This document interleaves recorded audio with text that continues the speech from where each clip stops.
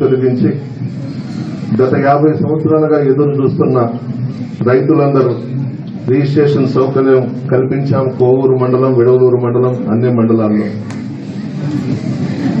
ఉమ్మడి రాష్ట్రంలో, కొత్త రాష్ట్రంలో చంద్రబాబును చూశారు. ఉమ్మడి రాష్ట్రంలో చాలా మంది ముఖ్యమంత్రులను చూశారు. ఎవరు కూడా రైతుల మీద శ్రద్ధ పెట్టి ఈ భూములను రీసర్వే చేయించి రైతులకు పూర్తి హక్కులు కల్పించిన ముఖ్యమంత్రి ఉన్నారు అనంటే ఒక జగన్మోహన్ రెడ్డి గారు మాత్రమే దేశంలో. ఎవరు కూడా పట్టించుకోలేదు. ఎలక్షన్స్ వస్తే దేశానికి వెన్నెముక రైతు అంటారు.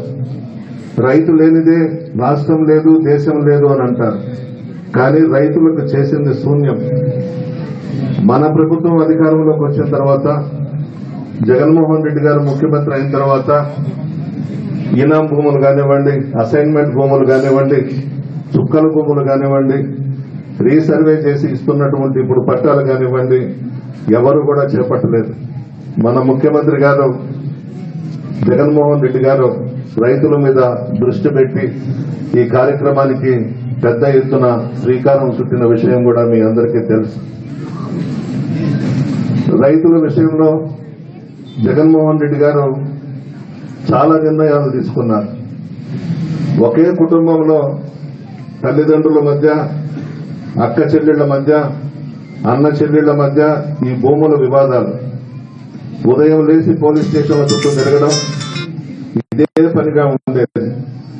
ఇవన్నీ గమనించే రైతు కుటుంబాలంతా కూడా బాగుండాలనే ఉద్దేశంతో జగన్మోహన్ రెడ్డి గారు ఇవన్నీ చేయించి పూర్తిగా హక్కులు మీకు కల్పించి ఈరోజు పాస్ బుక్స్ అన్ని కూడా మీకు అందించబోతా ఉన్నాం.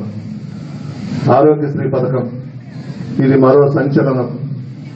దివంగత ముఖ్యమంత్రి శ్రీ వైఎస్ రాజశేఖర రెడ్డి గారు కార్పొరేట్ హాస్పిటల్స్ దోచుకుంటున్నటువంటి విధానాన్ని అరికట్టి ఆరోగ్యశ్రీని కూడా పేదలకు అందించాలనే ఉద్దేశంతో భారతదేశంలో ఎక్కడా లేని విధంగా ఆంధ్ర రాష్ట్రంలో ఆరోగ్యశ్రీ పథకాన్ని చేపట్టిన విషయం కూడా మీ అందరికీ తెలుసు.